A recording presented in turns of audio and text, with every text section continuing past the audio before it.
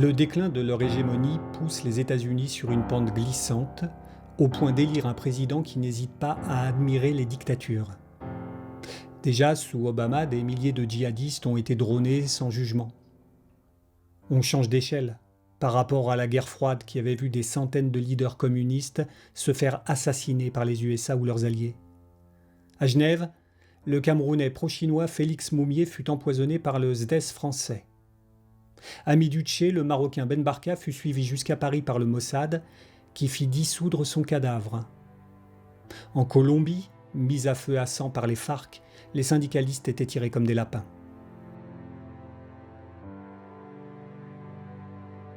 Pour beaucoup, les États-Unis incarnent le mal. Mais tant qu'on reste en démocratie, on peut interpeller le pouvoir, faire éclater la vérité, changer de gouvernement à la prochaine élection. Les dictatures ne reconnaissent jamais leurs crimes. Le macartisme a duré 7 ans. Des centaines de gens ont perdu leur emploi et quelques-uns ont connu la prison. Le stalinisme a duré 30 ans et tué des millions de gens.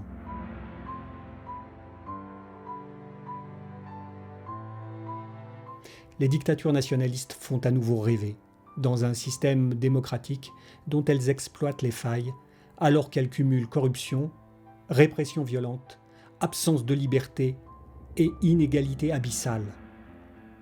Personne ne gagnerait au change. Ni l'humanité, ni la planète. Les complots ont toujours existé.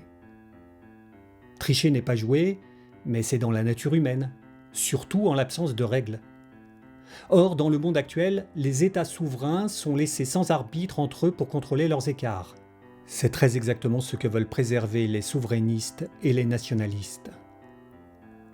Les combats d'espions coûtent bien moins cher qu'une vraie guerre en vie humaine et en argent. L'humanité pourrait s'en satisfaire. C'était l'esprit des duels de l'Antiquité qui décidait du sort d'un conflit. Sauf qu'en réalité, les aventuriers de l'ombre, la propagande et les complots déstabilisent la planète entière et causent des millions de morts. Sans eux, ni guerre mondiale, ni révolution russe, ni conflit palestinien. L'humanité aurait dû trouver d'autres raisons de s'entretuer.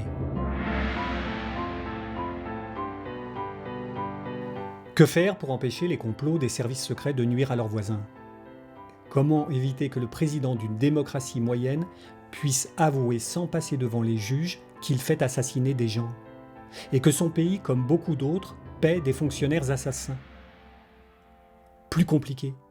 Comment éviter qu'il puisse même y songer, caché derrière le secret défense ?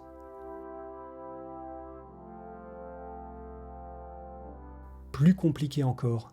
Comment éviter, si nous y mettons le holà chez nous, que nos voisins, amis ou ennemis, profitent de l'occasion pour nous jouer impunément les coups les plus tordus possibles ?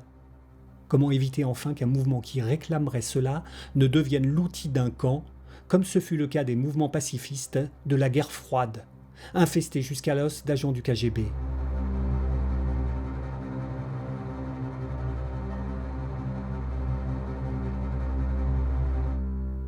Comme pour les paradis fiscaux, la solution n'est pas nationale, mais planétaire. La fin des États-nations supprimerait les services secrets. Un gouvernement mondial de régions autonomes n'aurait besoin que de forces de police locales. En attendant que la science-fiction devienne réalité, il existe un chemin pour y arriver. Contrôler les flux financiers des gouvernements.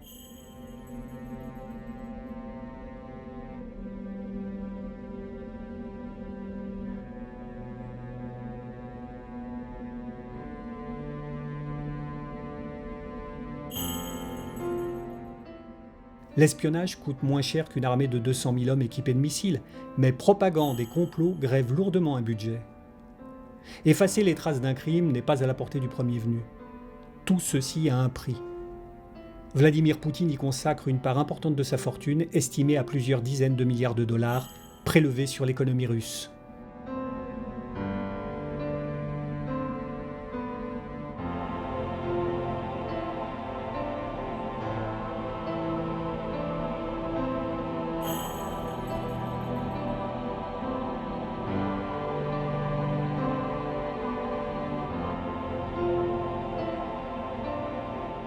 Argent et pouvoir sont intimement liés. Contrôler l'un, c'est contrôler l'autre. Nous pouvons inciter nos gouvernements à prendre de telles mesures dans le cadre de procédures onusiennes comme il en existe pour le contrôle de la drogue ou des armes de destruction massive.